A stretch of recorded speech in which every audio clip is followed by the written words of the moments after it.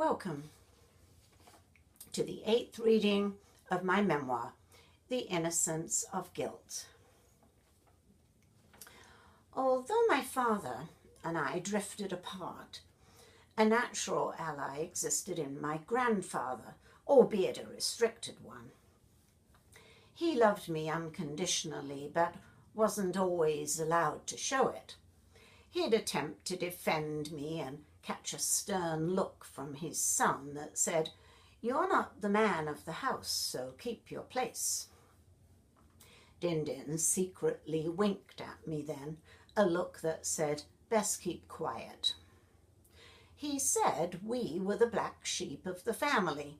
As little as I grasped the meaning, it bound us together. That much I understood. I loved attention from my grandfather. "Din, sing me a song." Then I'd climb up onto his knee and listen to his rousing renditions of the old music hall songs he recalled from his younger days. My mother chastised him from the scullery. "You shouldn't sing those songs to her." Tame lyrics by today's standards, but she imagined I might be led astray by them. He completely ignored her. His natural love of music and my response to it made us easy companions. He told my mother that I ought to be on the stage, as I loved to sing and dance.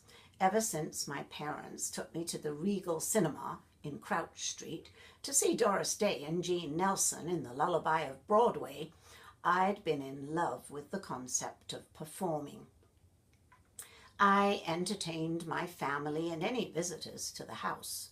According to Din, I was already a star. Correct in his perception that I craved an audience, he was unaware of the anxiety I suffered and how that might cause stage fright.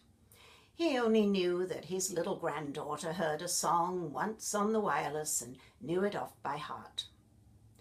My favorite song, "I'd Like to Get You on a Slow Boat to China," brought to my imagination a wide expanse of ocean, a huge ship, and all the sweethearts weeping on the faraway shore. A long line of them standing on the sand, so sorry to be left behind. Wherever China is, it must be a long, long way away. A magical land. They must want to go there so badly, to be wailing their hearts out like that. My least favorite song, "Rudolph the Red-Nosed Reindeer," as my nose turned red in cold weather, another trait I shared with my grandfather, although my mother said drink turned his nose red, whereas mine was a mystery. I became a target of ridicule at school as children danced around me singing that song. Like Rudolph, I didn't get asked to join in games. If my red nose is the reason for that, what on earth can I do? My stage career seemed to be limited for the time being to the four walls of my house. I'd already wasted my chance to shine on the stage of the Hippodrome Theatre at a Christmas pantomime I attended with my family at age 5 or thereabouts. Much interaction occurred between actors and audience in these popular family shows. I found it a little bit too in your face and much preferred sitting in a dark cinema, being carried away by the story unfolding on screen, lost in the fantasy, or by myself. Towards the end of the pantomime, the predictable invitation came for any little boys or girls willing to dance with the stars of the show. Petrified, I allowed Din to walk me to the front of the stage and hand me up to an actor so I could strut my stuff. A horrible experience. Up there on that vast stage, I lost sight of my family amongst the sea of darkened faces in the audience and had no idea what to do. I ought to have been impressing everyone in the theatre, my big opportunity, but my feet went all over the place, no rhythm at all to any of it. Before I could recover and do something worthy of the talent everybody harped on about, I was lifted up and handed back down to my grandfather. Back in my seat, although he praised me, I knew I had let everybody down. Something much more had been expected of me, and I hadn't delivered. None of that seemed to bother Din Din, though. If I'd told him, he'd no doubt have said something to the tune of, "Don't get your knickers in a twist over that girl. It's not worth it." My grandfather doted on me, and I doted on him. We looked out for each other. He found it difficult to bend down and fasten his old-fashioned leather gaiters, so I learnt how to do it for him with a metal hook, which grabbed hold of the loops and pulled them over the metal buttons on each gaiter leg. I trimmed the long hairs in his ears and, despite my mother's concern, never cut him.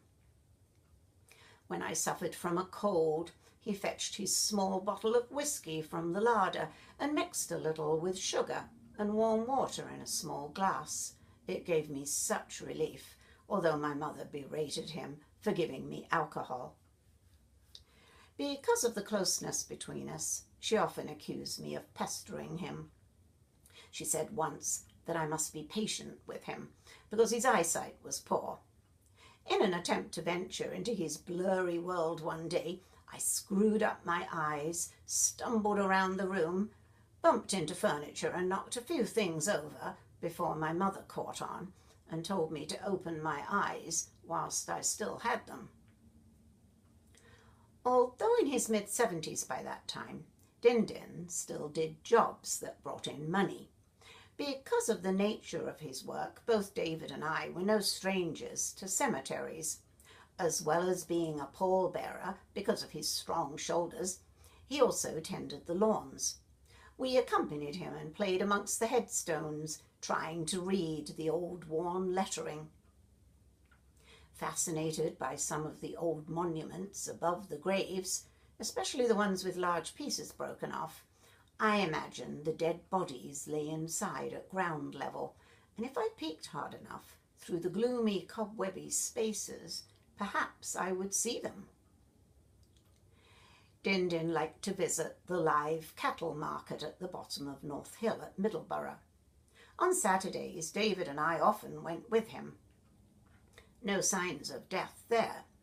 Animals galore, some in cages, others in corrals. An extended version of our back garden. Din Din, who answered to his name of Thomas, outside the house, knew many people there. His twinkling blue eyes enticed me into imagining his past life. Not that he mentioned it much. Mum often said he led a charmed existence. Fortunate to have missed fighting in both world wars. When the first one broke out, he was already 38 years old and 63 at the onset of the second. He occasionally let me look at the medals awarded to him for volunteer police work. Mum said he probably won those during the First World War, but he would never talk about that war. My grandfather was essentially a happy man. He evoked a sense of unhurried tranquility in how he lived his daily life, as he sat in his designated armchair at one end of the table. Pipe in mouth, newspaper in hands, always ready for a chat or a song, he became the one element in my childhood that stayed true and perfect. Thank you for listening. Please feel free to subscribe, like, or comment on this reading, and hopefully you will tune in to the next one. Bye for now.